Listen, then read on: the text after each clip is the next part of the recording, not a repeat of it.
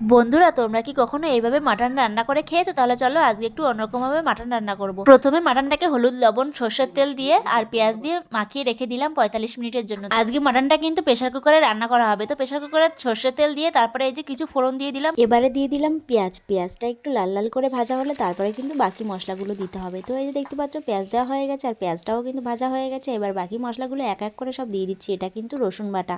রসুনটা কিন্তু পুরোপুরি বাটা না। রসুন দেওয়ার পরে তারপরে কিন্তু কিছুক্ষণ নাড়াচাড়া করার পরে এবার দিয়ে দিচ্ছি জিরে। জিরেটা দিয়ে কিছুক্ষণ আবারও নাড়াচাড়া করতে হবে। তারপরে দেখো এই যে কাশ্মীরি মির্চি মানে কাশ্মীরি লঙ্কার গুঁড়ো দিয়ে দিচ্ছি।